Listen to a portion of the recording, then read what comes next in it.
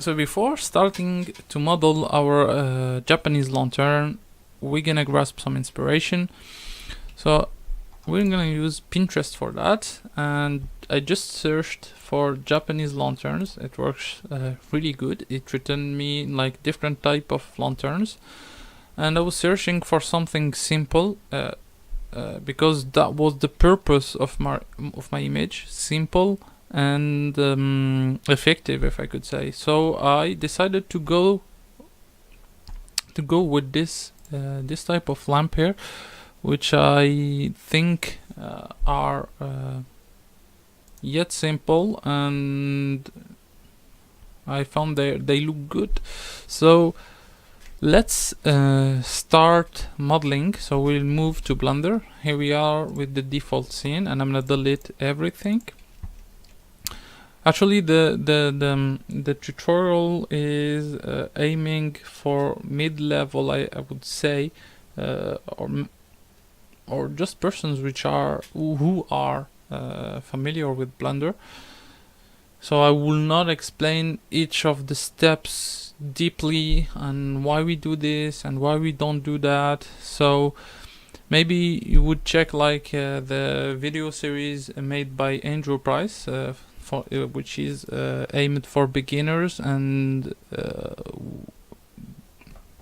it will help you grasp all the knowledge and all the basics for Blender, and then you can come back here and follow all along. So what we're gonna do now is just go in edit mode, select all the faces, double tap I to switch to individual insets, and I'm gonna do something like this.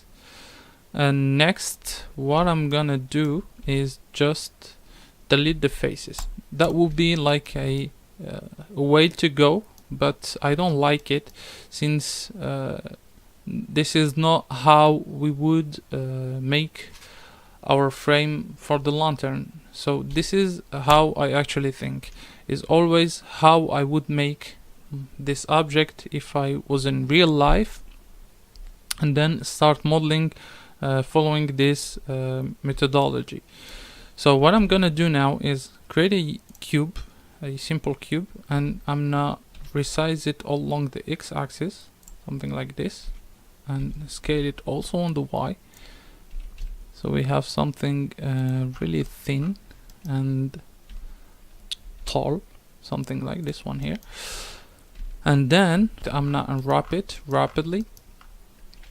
I could do it the hard way or the easy way by making seams, etc. And I think I'm gonna go for this one, because I'm not a big fan of the Blender auto unwrapping. So I'm gonna make my seams right there. Since it's cube, it's really simple to unwrap. Control E, mark seam, select everything and unwrap. And if we take a look on the UV image editor, we can see that it's perfectly unwrapped. So I'm now duplicate this object along the say the x-axis, and then take these two and duplicate them along the y-axis, and we would have something like this. Okay, so next what I'm gonna do is duplicate again, rotate along the y-axis 90 degrees, and move this object right there. So as I said before, I would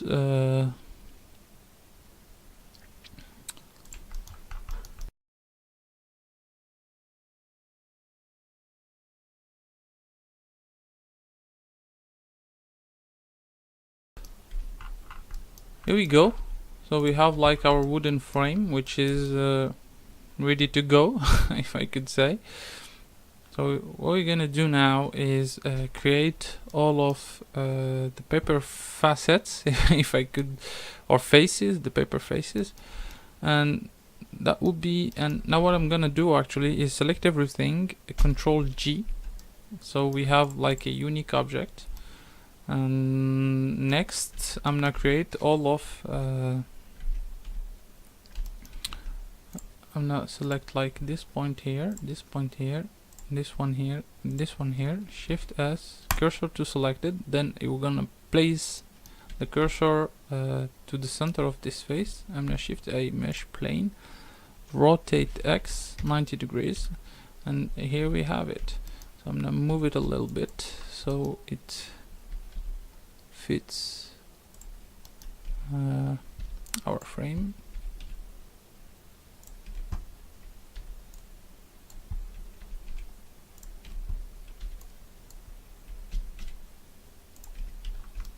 Okay, and next move it a little bit inside. Really good. And the idea now is to duplicate this object here all around.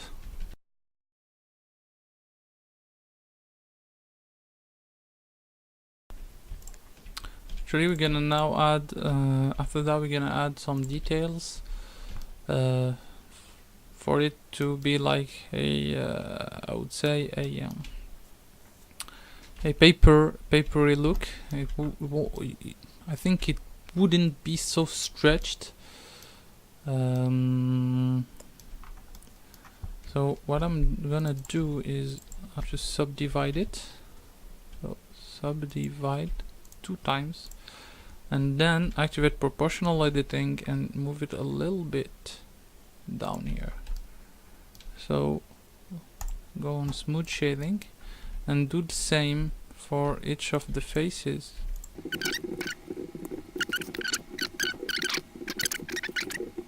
Okay, so I think we are pretty much good here. I'm now also activate in the shading here, no, matcap, as it personally it helps me see all of the details, and a little bit of ambient occlusion. Save it as a lump. Okay, so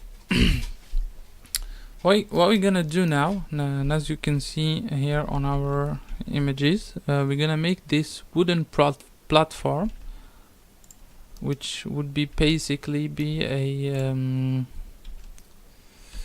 cursor to selected. Maybe I'm gonna do a Shift Control Alt C and origin to center of volume.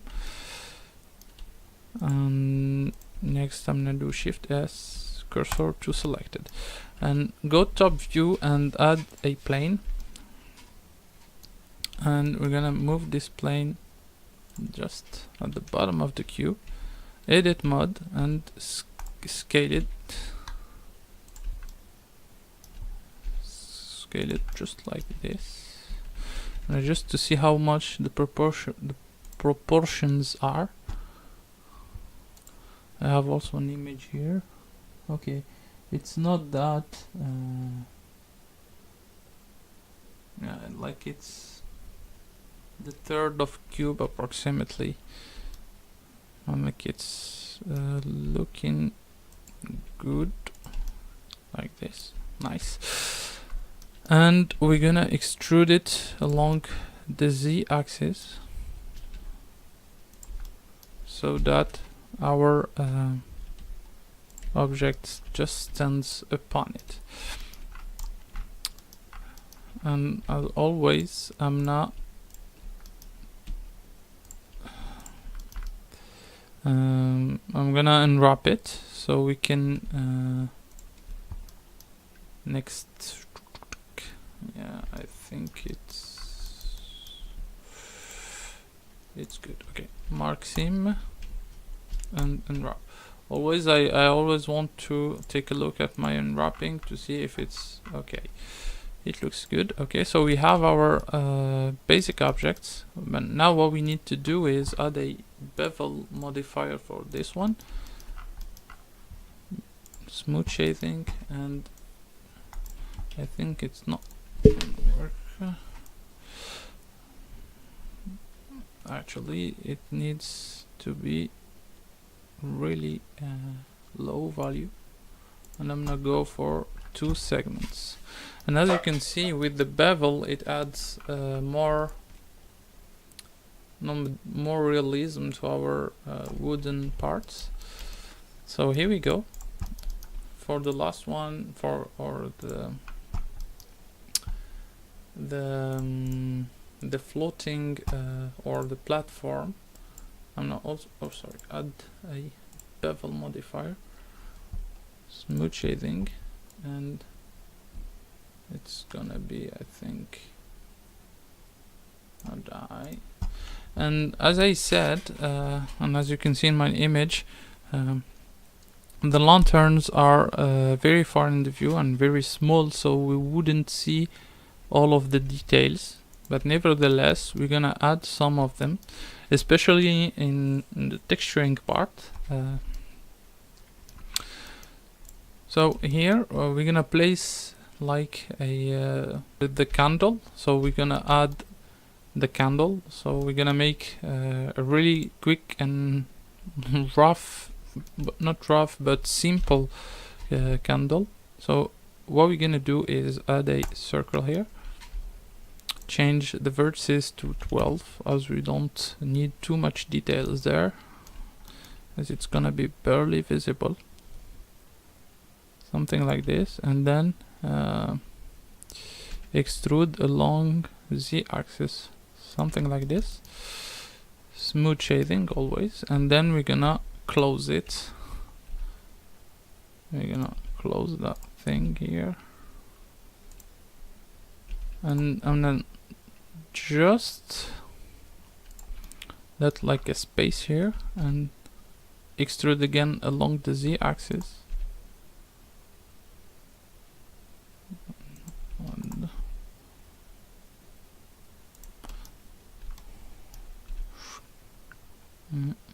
And finally extrude again something here, which we're gonna represent our flame.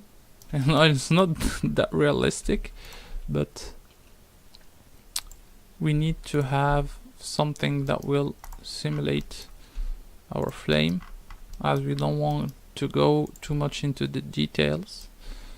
And I'm not close, sorry, select this to fit, go top view, and then I'm not close this circle part really quickly. We just have quads here. Next I'm gonna do a bevel modifier with a pretty much low value.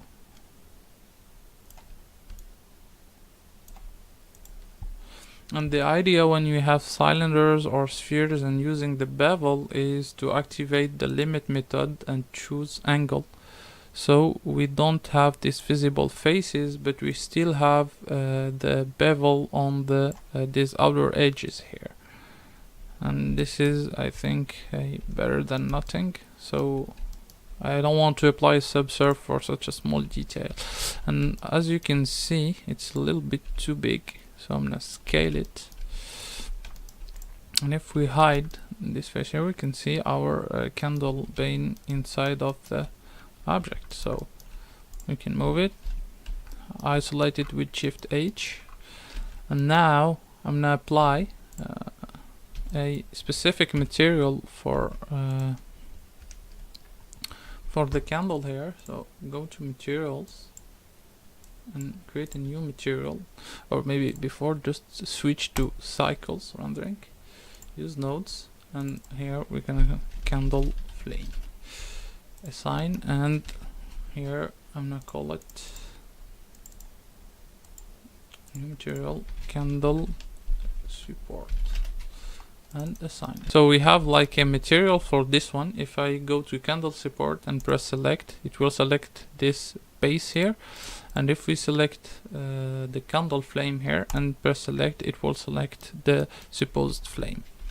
Okay, so we have our object here. We have our candle, we have our frames and paper. So I'm gonna join all of the papers here, paper parts, if I could say, Control J. And here we have them. So we're gonna unwrap them as they are planes. That would be pretty simple, and I think we are all set for our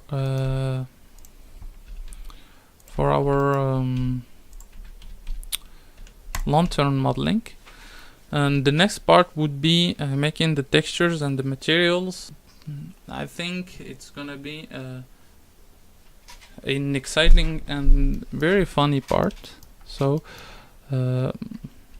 let's get started.